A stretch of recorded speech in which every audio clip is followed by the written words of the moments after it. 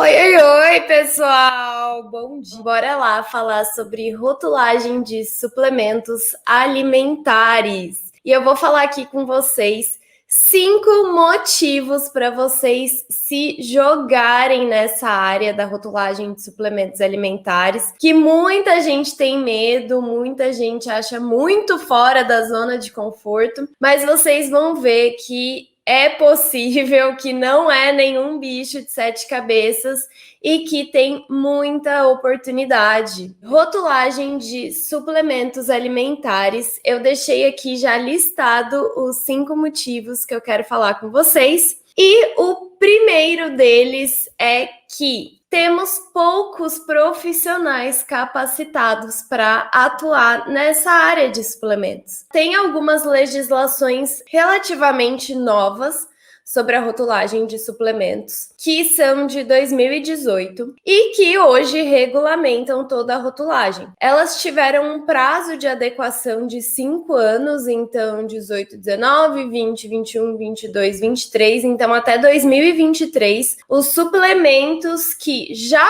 existiam antes, os suplementos que já existiam como suplementos alimentares antes de 2018, eles têm até 2023 para se adequar. Mas os suplementos novos, os suplementos que estão surgindo no mercado desde 2018, eles já precisam estar dentro da nova legislação. Nós temos, infelizmente, poucos profissionais capacitados para atuar nessa área. Por quê, gente? Os suplementos alimentares, eles ficam ali, tipo, mas eu sigo legislações de alimentos, eu sigo legislações de medicamentos, eu tenho uma outra categoria, o que acontece? Não, os suplementos alimentares, eles são alimentos. Tanto que, qual que é uma das principais regras para a gente definir se algum produto é um suplemento alimentar ou não? Ele precisa ser de ingestão oral. Então, eu preciso comer o suplemento, eu preciso ingerir este suplemento. Então, por que foi um bafafá quando saiu o suplemento de adesivo? Porque a gente não come adesivo, né? Adesivo é algo que a gente cola na nossa pele. Isso não é de ingestão oral.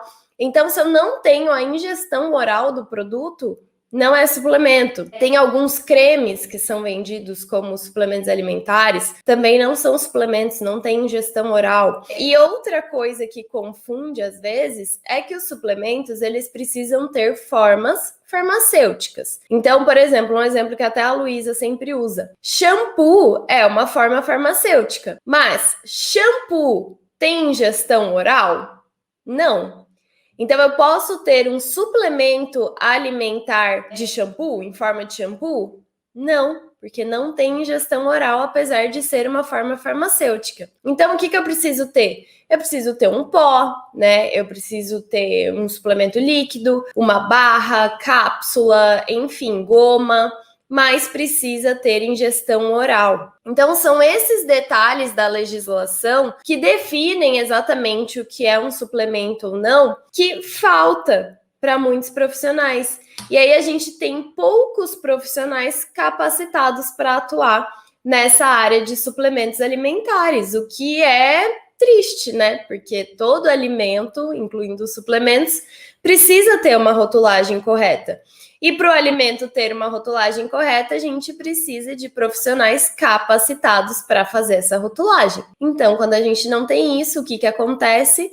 Um monte de rótulo errado por aí. E suplemento tem muito rótulo errado, gente. Muito rótulo errado. Então, é uma área que tem muita oportunidade, porque cada vez mais esse mercado do suplemento alimentar vem crescendo. Tem cada vez mais público, né? Os consumidores realmente procuram esse tipo de produto. Então, é um mercado em crescimento.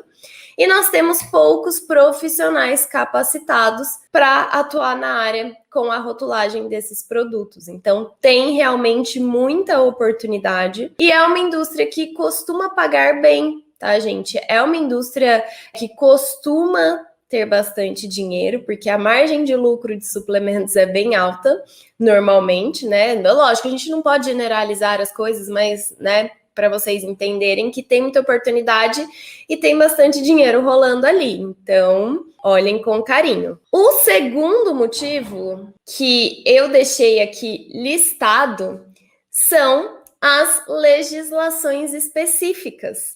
Então, a grande maioria de nós gosta muito quando um produto tem RTIQ, Regulamento Técnico de Identidade e Qualidade.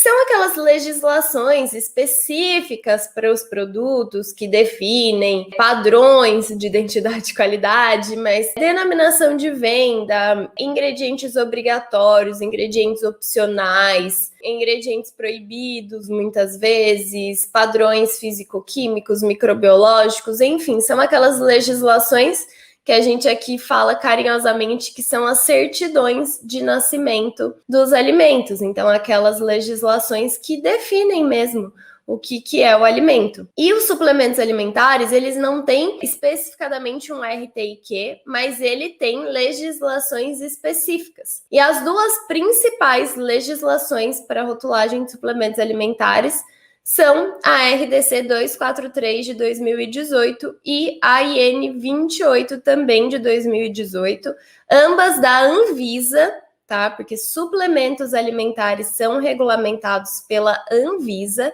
até aqueles que são de origem animal. Então, um suplemento alimentar muito conhecido é o Whey Protein, que é a proteína do soro do leite. É um produto de origem animal, mas ele como suplemento é regulamentado pela Anvisa, tá? Então, todos os suplementos são regulamentados pela Anvisa. As duas legislações são da Anvisa e elas podem facilmente ser encontradas lá na Biblioteca de Alimentos. Então, eu até deixei as legislações abertas aqui para a gente dar uma olhadinha nelas.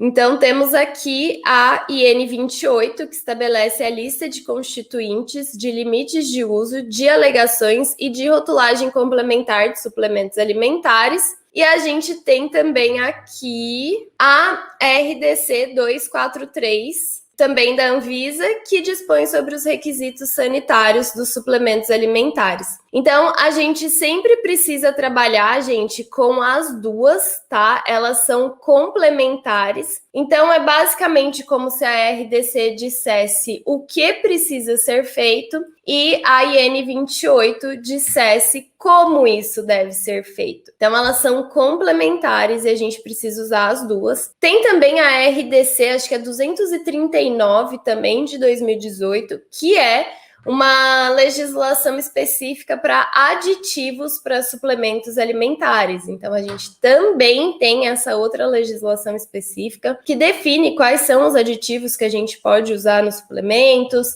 quais funções eles podem ter, se tem algum limite estabelecido ou não. Então, é muito bem regulamentada essa questão dos suplementos alimentares aqui no Brasil. E, como eu falei, essas legislações são de 2018, elas estão em vigor, tá? Só que elas tiveram um prazo de adequação de 5 anos. Então, a gente ainda vê alguns suplementos alimentares que não seguem essa legislação, mas não necessariamente isso é um erro. O que a gente precisa saber? Desde quando esse suplemento alimentar existe? Desde quando essa empresa comercializa esse suplemento alimentar? Se for antes das novas legislações, aí tudo bem, eles têm até 2023 para se adequar. Mas se for um suplemento novo que surgiu depois dessas legislações, daí eles já precisam estar de acordo com elas. Então, essa questão do suplemento alimentar ter legislações específicas ajuda bastante. Elas têm bastante detalhes, então um dos motivos, inclusive, que é bom trabalhar com suplemento alimentar é justamente porque eles têm uma denominação de venda definida. Então, este é o terceiro motivo. A denominação de venda, eu acho engraçado porque é uma parte da rotulagem, é um dos itens de rotulagem que as pessoas têm muitas dúvidas, que os profissionais têm muitas dúvidas quando ela não é definida. Porque quando a gente tem um RTIQ, um PIC ou as legislações específicas de determinados produtos, um item que sempre está definido ali é a denominação de venda ou a designação de venda. E aí a gente tem que usar o que está na legislação e é isso, não tem outra opção. Mas muitas vezes não tem. Ou então é muito amplo, né? Então, por exemplo, bolo não tem uma denominação de venda específica. Então, como que eu tenho que colocar isso no meu bolo? É o profissional que decide. Tem que ser de forma clara, tem que ser de forma que deixe muito específico e que fique muito claro para o consumidor o que é aquele produto que ele está comprando. Mas isso não é definido por nenhuma legislação. Então, é o próprio profissional que precisa definir. E é aí que vem a dúvida, porque quando fica nas nossas mãos, é aquela pressão, é aquela responsabilidade. Para um item, como é o caso aqui da denominação de venda, que é essencial, que é obrigatório. Então, assim, não tem a opção de, não é definido, não vou colocar. Não, tem que colocar, é um item obrigatório sempre. Se é definido em legislação, beleza, eu vou usar o que está definido lá. Mas se não é definido, aí é responsabilidade do profissional. Então, quando não é definido, muitas vezes os profissionais ficam tipo, ai meu Deus, e agora? O que eu vou fazer com essa denominação de venda e tal? E aí surge muita dúvida. Eu recebo muita dúvida. Até ontem, na caixinha que eu estava respondendo no story, tinha uma lá. Eu posso dar a denominação de venda do meu brownie com Nutella dessa forma? Então, tem muita dúvida mesmo, é normal. E aqui nos suplementos alimentares, a denominação de venda é definida lá na RDC 243. E aí, o que é a denominação de venda de um suplemento? Vai ser sempre suplemento alimentar e a forma farmacêutica dele. Então, suplemento alimentar em pó, suplemento alimentar líquido, suplemento alimentar em cápsula, suplemento alimentar em barra. A especificidade é essa: suplemento alimentar mais forma farmacêutica. Só. Eu não preciso falar mais nada. Então, se eu tiver uma linha com 500 suplementos alimentares em pó, nenhum é igual entre si. Eu tenho suplemento alimentar de proteína do soro do leite, por exemplo, que é em pó. Eu tenho suplemento alimentar de creatina, que é em pó, de glutamina, que é em pó, de proteína de soja, que é em pó, colágeno, enfim. Eu posso ter 500 suplementos alimentares em pó diferente, fazer combinação entre eles, colocar um com sabor, um sem sabor. O que muda na minha denominação de venda? Vai ser a mesma coisa. Eu posso sempre usar a denominação de venda suplemento alimentar em pó. Só. Eu não preciso pensar mais nisso. Então, é suplemento alimentar sempre, mais a forma farmacêutica dele. E acabou. Agora, eu posso trazer mais detalhes para essa denominação de venda? Posso. Eu posso colocar qual é a fonte, suplemento alimentar de proteína do soro do leite, posso falar isso. Eu posso falar do que é, então, suplemento alimentar de proteína em pó. Quando eu tenho substância bioativa e probiótico, aí eu preciso falar, se eu não me engano, deixa eu ver aqui a 243, se eu não precisar olhar aqui entre o celular. Aqui no item, ó, requisitos de rotulagem, ó, bem aqui no artigo 12. Então, bem aqui no artigo 12. Produtos de que se trata essa resolução, ou seja, os suplementos alimentares, devem ser designados como suplemento alimentar acrescido de forma farmacêutica. Então, suplemento alimentar em pó, suplemento alimentar líquido, suplemento alimentar em cápsula. É isso. Agora, eu posso complementar de algumas formas. Então, a designação dos produtos pode ser complementada com as seguintes informações: nomes individuais dos nutrientes, das substâncias bioativas ou das enzimas, nomes das categorias de nutrientes, substâncias bioativas ou enzimas, nome da fonte da qual foi extraída o nutriente, a substância bioativa ou a enzima, ou a identificação da linhagem ou nome comercial do micro-organismo, no caso dos suplementos alimentares de probiótico. E aí aqui deve ser atendidos requisitos específicos de designação de suplementos alimentares que constam no anexo 5 e 6 da IN 28. E aí a designação tem que ser declarada próxima à marca do produto e com caracteres legíveis que atendam os seguintes requisitos: caixa alta, negrito, cor contrastante com a do fundo. E aí aqui tem uma questão da denominação de venda que eu acho muito boa na realidade, porque é definido o tamanho que ela tem que ter. Só que a gente precisa fazer sempre uma comparação aqui nesse caso. Por quê? O tamanho tem que ser equivalente a 1/3 do tamanho da maior fonte utilizada na marca do produto, tá? Então, eu sempre tenho que ter pelo menos 1/3 do tamanho da fonte usada na marca. Então, se a marca do meu produto tem 3 milímetros, na minha denominação de venda eu preciso ter no mínimo 1 milímetro. Se a marca do meu produto tem 6 milímetros, eu preciso ter pelo menos 2 milímetros na denominação de venda. Então, ela vai estar sempre, ela tem que sempre que ser proporcional ao tamanho da marca. Mas também, ela nunca pode ser inferior aos limites mínimos estabelecidos em um anexo que tem aqui no final da legislação. Que aí, ele vai relacionar com o tamanho do painel principal. Se a área do painel principal for menor do que 50 centímetros quadrados, eu tenho que ter uma fonte de, no mínimo, 1 milímetro. Se a área do painel principal for maior ou igual a 50 e menor do que 170 centímetros quadrados, eu preciso ter uma fonte mínima de 2 milímetros. E assim por diante, até ser maior do que 2.600 centímetros quadrados. Então, o que eu preciso fazer? Eu preciso olhar essas duas medidas. Eu não posso pegar simplesmente uma e pronto, fiz, é isso. Então, eu preciso sempre olhar aqui e pensar, bom, o tamanho da fonte da minha marca tem 9 milímetros. Então, a minha marca lá está escrito com uma fonte de 9 milímetros. Se eu pensar que eu tenho que ter 1/3 disso, quanto que eu tenho que ter? 3 milímetros. Beleza, então eu defini o primeiro tamanho que eu tenho que ter, 3 milímetros. Aí eu vejo que a área do meu painel principal tem 150 centímetros quadrados. Aí eu venho aqui nessa tabelinha e vejo, ele é maior do que 50 e menor do que 170, então ele fica aqui, 2 milímetros. Eu posso escolher 2 milímetros? Não, não é que eu posso escolher um ou o outro. Eu sempre tenho que escolher a maior fonte. Então, 1/3 da marca dá 3 milímetros. Se eu olhar aqui no anexo, dá 2 milímetros. Qual que vai ser o tamanho da minha denominação de venda?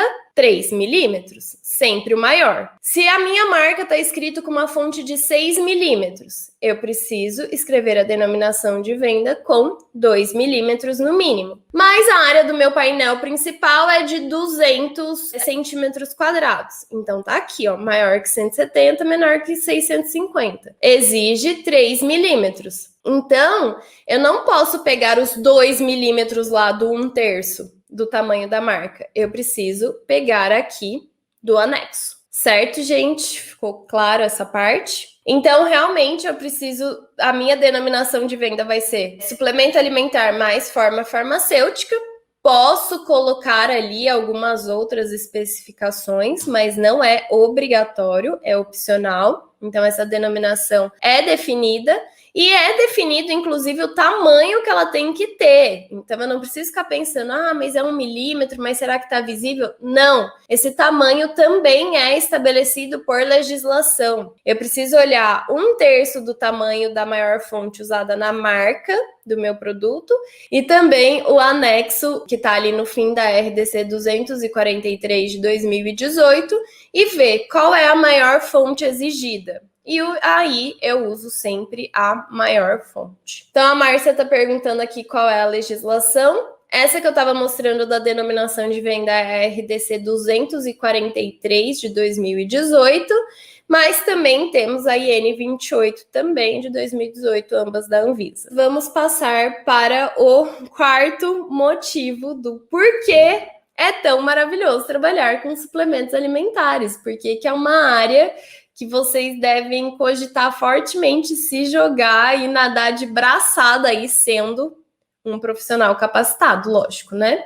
Um motivo que eu não coloquei aqui, então eu vou até tirar o 3, mas que eu vou falar como um motivo extra, é que com a nova rotulagem nutricional vai mudar pouquíssimo para os suplementos alimentares, tá? Eles estão inclusos, a nova rotulagem nutricional aborda os suplementos também, mas as mudanças são muito poucas e elas são para melhor. Também tem isso, quem começar a trabalhar com suplemento alimentar não vai sofrer tanto para fazer as alterações da nova rotulagem nutricional. Então, por exemplo, o suplemento alimentar não vai ter FOP, não vai ter a lupa, não vai precisar se preocupar com rotulagem nutricional frontal.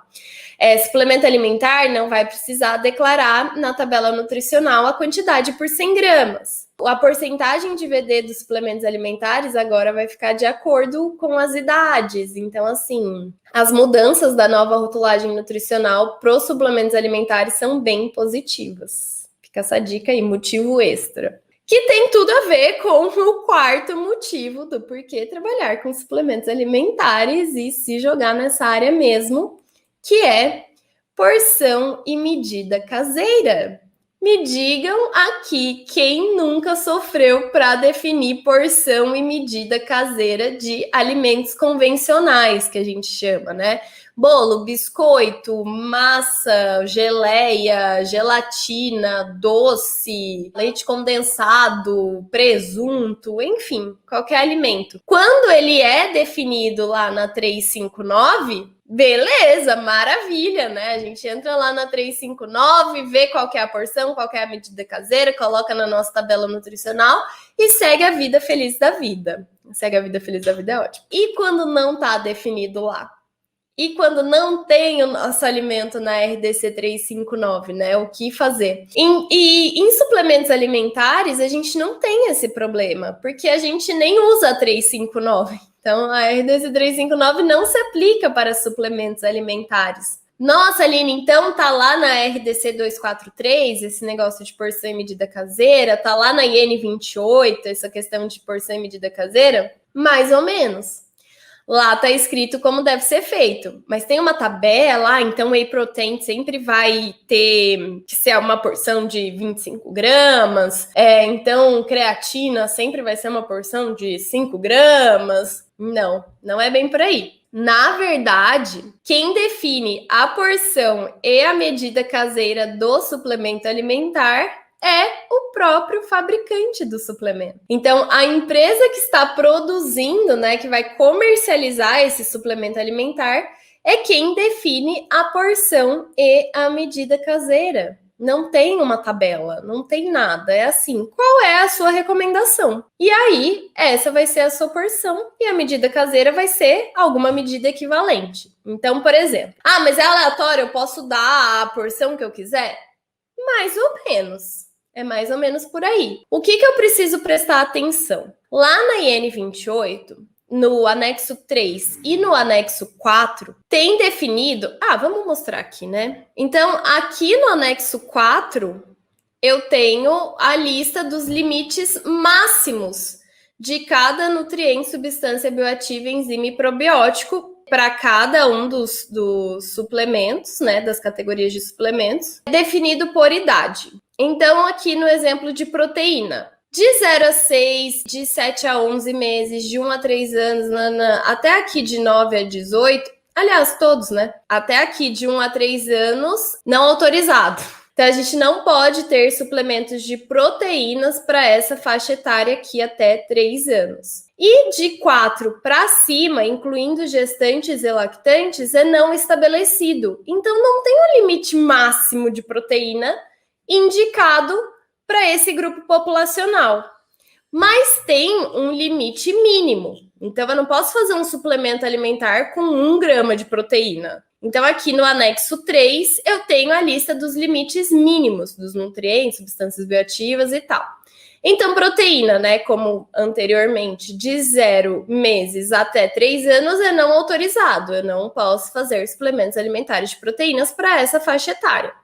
Mas de 4 para cima, aí eu tenho os limites mínimos. Então, se a gente pegar aqui maior ou igual a 19 anos, que são considerados os adultos, eu tenho que ter no mínimo 8,4 gramas de proteínas para começar a ser considerado um suplemento alimentar. Não adianta eu ter, por exemplo, 8,4 gramas de colágeno, porque colágeno não é 100% proteína. Tem colágeno ali que é 90, 91, né, por cento de proteína, mas não é 100%. Então, não adianta eu recomendar uma dose de 8,4 gramas de colágeno se ele não vai me fornecer 8,4 gramas de proteínas. Então, é nisso que a gente precisa ficar ligado na hora de definir essa porção e medida caseira, tá? Então, é livre? É o fabricante que vai definir? Sim, desde que dentro daquela porção que ele estabeleceu não esteja menor do que o mínimo estabelecido e nem maior do que o máximo estabelecido. Então, por exemplo, proteínas que a gente viu ali, não tem um máximo estabelecido, mas tem um mínimo. Se a gente pegar para adultos, o mínimo é 8,4 gramas de proteínas. Então, eu posso definir qualquer porção que me dê ao menos 8,4 gramas de proteínas. E isso tem que ser na recomendação diária. Então, eu preciso que de uma vez a minha porção me dê 8,4 gramas de proteínas? Não. Mas eu preciso que, ingestão diária recomendada, ele me dê pelo menos 8,4 gramas de proteínas. Então, vamos supor de novo aqui que eu tenho um suplemento de colágeno, tá? Que é um suplemento de proteína. Colágeno é uma das fontes de proteína aprovadas para ser suplemento. E eu tenho ali, eu vou recomendar uma porção de 5 gramas de colágeno. Só que eu vou recomendar isso 3 vezes ao dia. Então, beleza, porque no fim, o meu consumidor vai ter usado 15 gramas de colágeno, e isso, com certeza, se a gente considerar ali que o colágeno tem 90% de proteína, isso vai me dar mais do que 8,4 gramas de proteínas no dia. Então, qual que vai ser a minha porção para a tabela nutricional? Vai ser 15 gramas.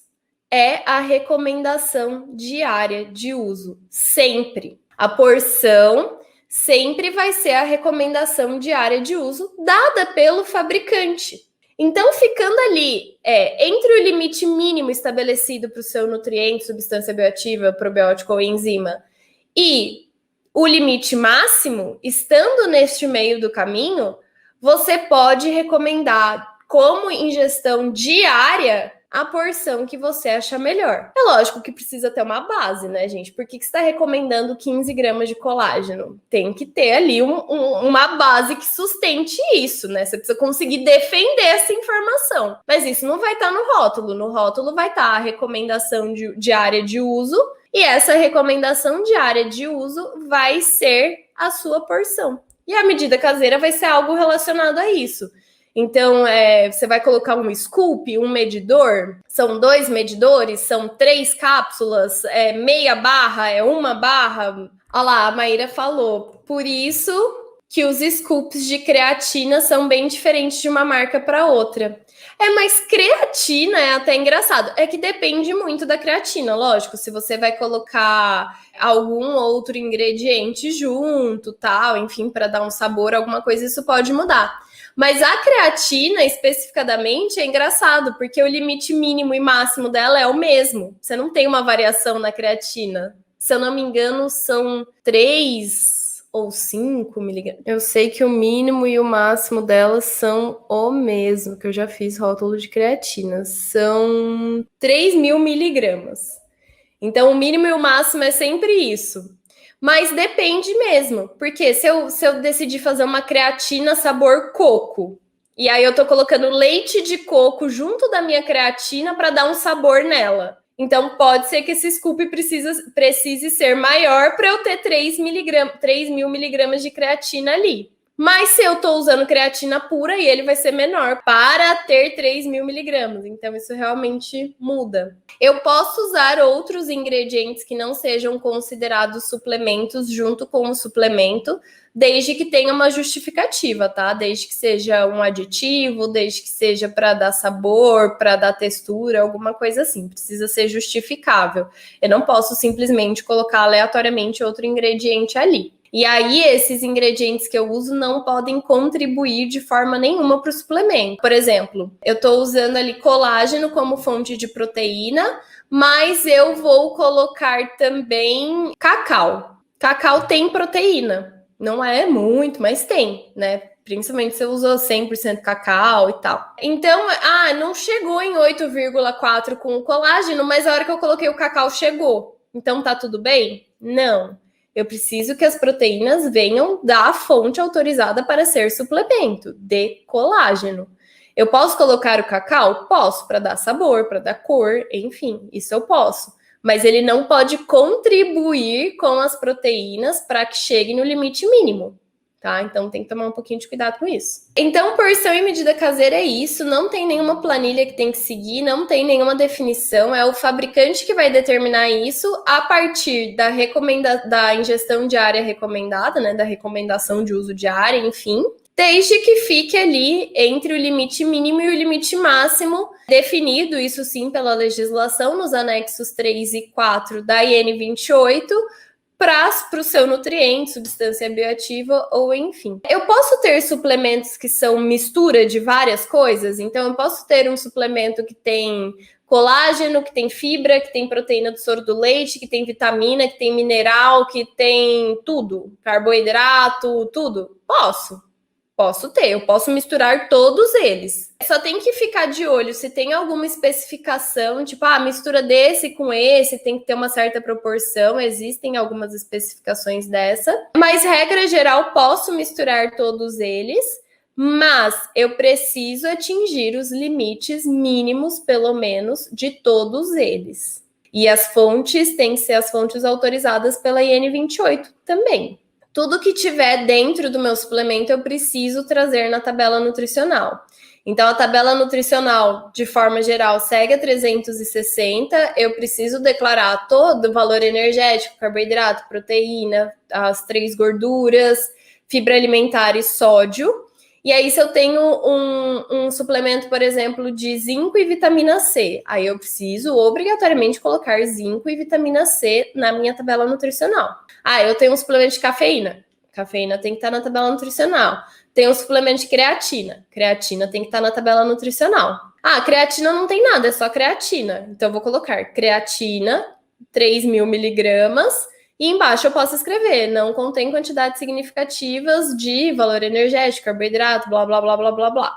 Posso fazer assim também, mas eles precisam ser citados porque essas informações são obrigatórias, igual para todos os outros suplementos. É importante lembrar, gente, que apesar de ter legislações específicas, como eu falei, os suplementos alimentares, eles seguem todas as outras legislações normalmente. Então, assim, declaração de alergênicos tem que fazer? Sim, de acordo com a RDC 26. Preciso falar sobre contém lactose? Sim, de acordo com a RDC 136.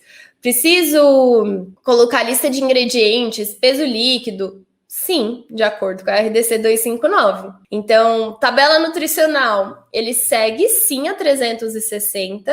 Ele vai seguir a nova rotulagem nutricional quando entrar em vigor, mas aí tem algumas especificidades, como esse negócio da porção e da medida caseira, que a gente que define, como os VDs, também a porcentagem de VD.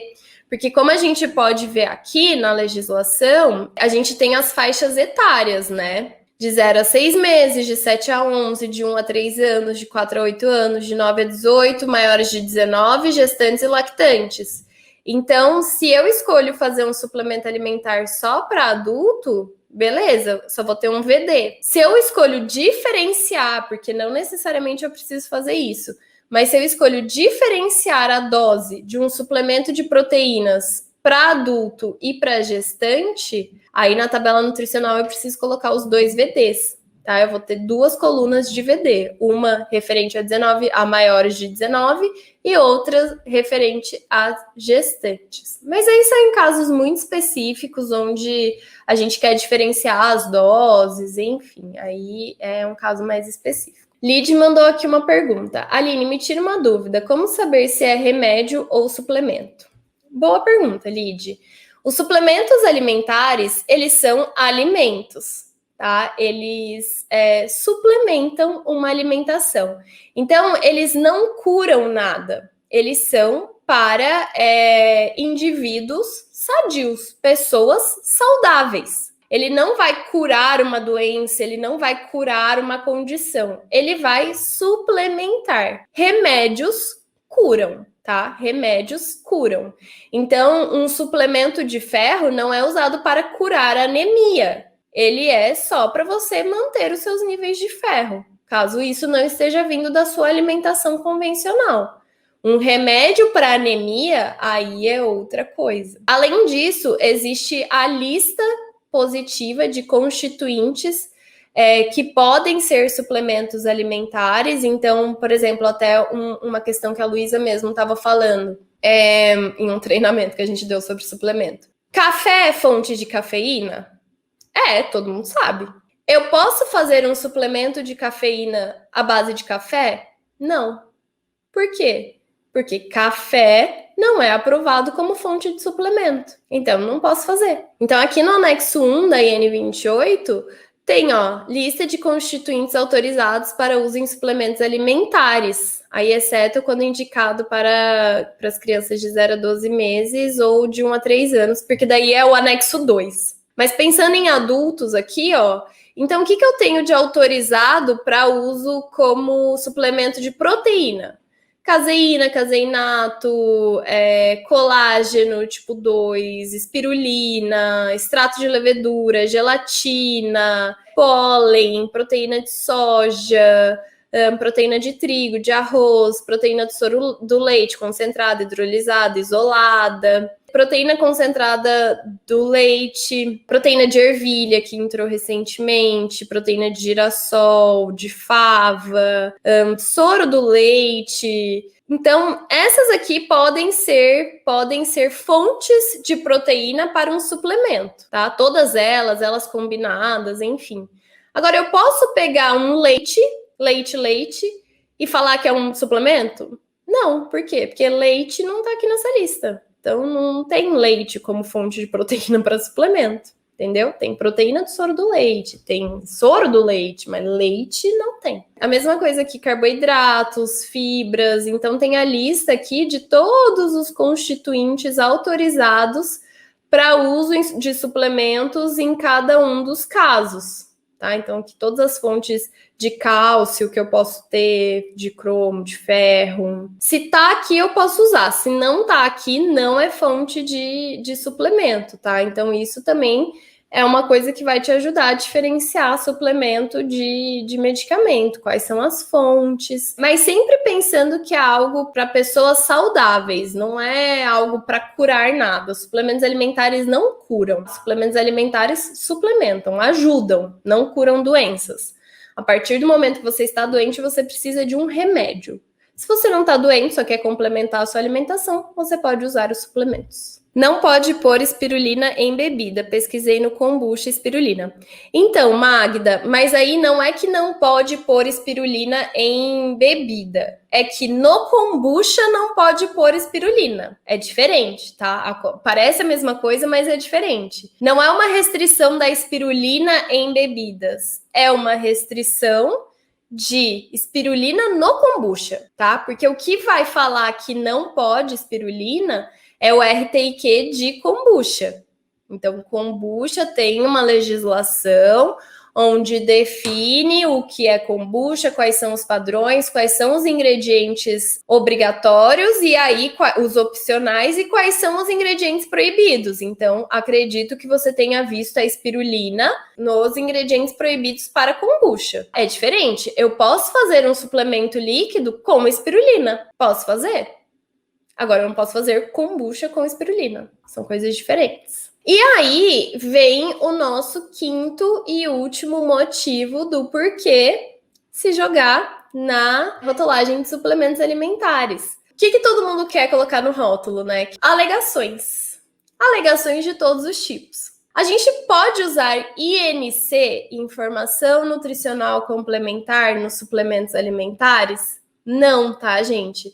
Os suplementos alimentares não devem seguir a RDC 54. Os suplementos alimentares têm as próprias alegações, inclusive alegações funcionais. Então, todo mundo quer falar que o produto ajuda no cabelo, que ajuda na unha, que ajuda na pele, que ajuda no metabolismo, que ajuda a queimar gordura, que ajuda nisso e naquilo. Nos suplementos alimentares, isso é aprovado, desde que essa alegação esteja aprovada lá na IN 28. Tá? Então, de novo, IN 28 aqui. Se a gente descer, acho que é lá no anexo 5 da IN 28, a gente tem as alegações aprovadas para suplementos alimentares. Então, ó, a gente tem aqui como se fossem as INCs de suplementos. Então, a gente pode falar sobre 0 valor energético, 100 valor energético, baixo em valor energético. Posso falar fonte de proteínas, mas também posso trazer essa alegação aqui, ó. As proteínas auxiliam na formação dos músculos e ossos. É lógico que precisa seguir aqui os critérios, né? Então, a quantidade de proteína tem que atender o valor mínimo estabelecido lá no anexo 3 e a quantidade de aminoácidos essenciais por grama de proteína no produto tem que atender os valores mínimos estabelecidos para a proteína lá no anexo 7 também da instrução da IN 28. Mas, se cumprir esses requisitos, além de falar fonte de proteínas, eu posso falar as proteínas auxiliam na formação dos músculos e ossos. Posso mudar essa informação e falar assim, nossa, com o consumo de proteínas, seus músculos e ossos vão ficar muito melhores? Não. Eu preciso usar exatamente a alegação que está definida aqui na IN 28. A gente não pode mudar o texto, tá? Tem que ser palavra por palavra, linha por linha, exatamente igual. Então tem que ser, as proteínas auxiliam na formação de músculos e ossos. Posso falar também sobre alto, rico em proteína. E no caso da proteína de soja especificadamente, ainda tem outra alegação aqui que eu posso fazer. A proteína de soja auxilia na redução do colesterol. Então, também posso fazer essa alegação aqui no rótulo do meu suplemento de proteína de soja, desde que o suplemento forneça no mínimo 25 gramas de proteína de soja ao dia. Então, não basta seguir ali o mínimo do anexo 3, não basta ter 8,4 gramas de proteína. Precisa ter no mínimo 25 gramas de proteína de soja ao dia na recomendação de uso. Então, tendo isso, eu posso falar a proteína de soja auxilia na redução do colesterol. Posso fazer aqui a alegação sobre açúcares. Nos suplementos, eu já posso fazer a alegação sobre a lactose. Então, já posso falar 0 lactose, sem lactose, não contém lactose nos suplementos como alegação nutricional, desde que a quantidade de lactose seja igual ou menor a 100 miligramas por recomendação diária do alimento pronto para o consumo e igual ou menor a 100 miligramas por 100 gramas ou 100 ml do alimento tal qual exposto à venda. Então, eu preciso cumprir estes 2 critérios aqui, e aí eu posso falar que o meu suplemento alimentar é 0 lactose. Então, por exemplo, se eu tenho um suplemento alimentar de proteína de soja, que só tem proteína de soja ali, eu posso falar as proteínas, supondo que a gente tem 25 gramas na recomendação de uso diária, tá? Então, eu posso trazer no meu rótulo, as proteínas auxiliam na formação dos músculos e ossos, a proteína de soja auxilia na redução do colesterol e também posso colocar lá sem lactose. Tudo certo, tá? Aqui é permitido. Ó, aqui também, nas fibras, tem bastante alegação que eu posso fazer. Então, as fibras alimentares auxiliam no funcionamento do intestino, fonte de fibra. No caso do psyllium, o psyllium auxilia na redução do colesterol sanguíneo, a quitosana auxilia na manutenção dos níveis de colesterol sanguíneo, o amido de milho resistente auxilia na absorção de cálcio dos alimentos e na sua retenção nos ossos. Então, tipo assim, eu usei amido de milho resistente num produto. Posso escrever o amido de milho?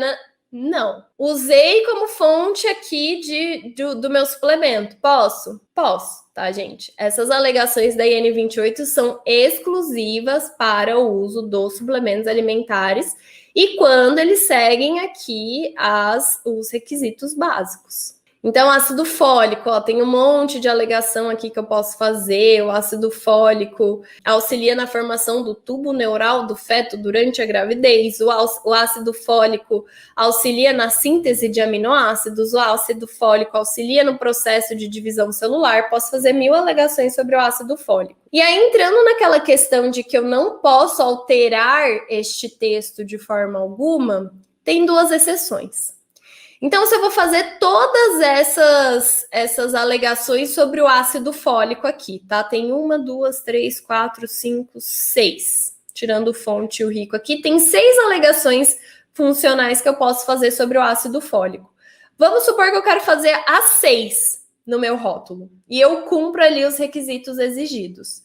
Eu vou ter que escrever: o ácido fólico auxilia na formação do tubo neural do feto durante a gravidez. Ponto. O ácido fólico auxilia na síntese de aminoácidos. Ponto. O ácido fólico auxilia no processo de divisão celular. Ponto. Não. Eu posso juntar essas informações que são sobre o mesmo nutriente, sobre o mesmo constituinte, tá? Então eu posso escrever o ácido fólico uma vez só, e aí tudo que ele faz.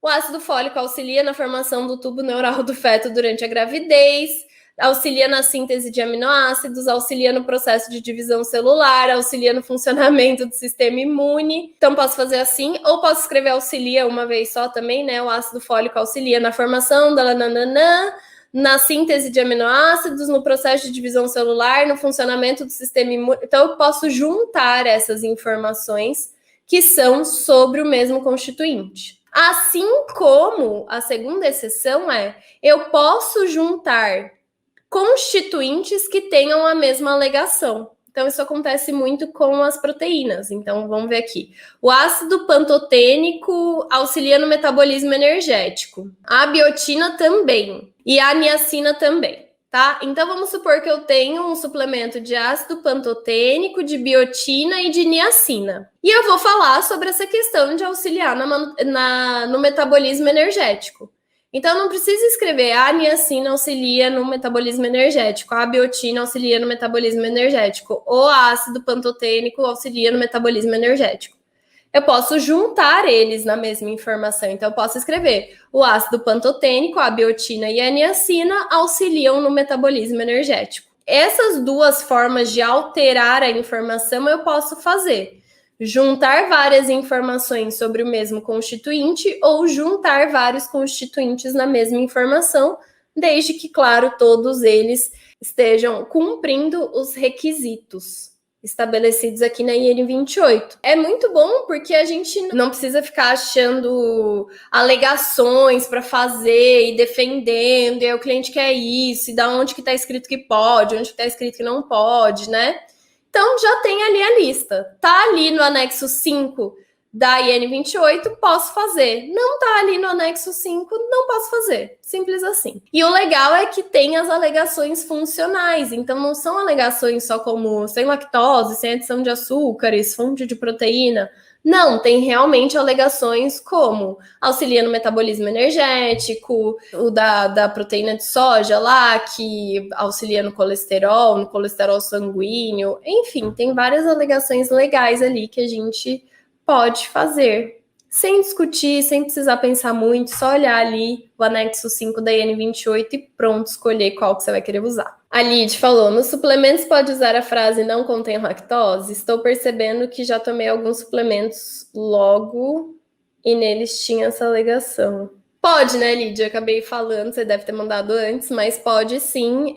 O sem lactose, não contém lactose, já é uma alegação permitida para suplementos desde 2018. Tá? Qualquer suplemento pode usar. Não segue a RDC 135, não necessariamente, né? Na verdade, segue a RDC 135, mas pode ser usado sim. Tá? É uma alegação nutricional, como sem adição de açúcares, por exemplo.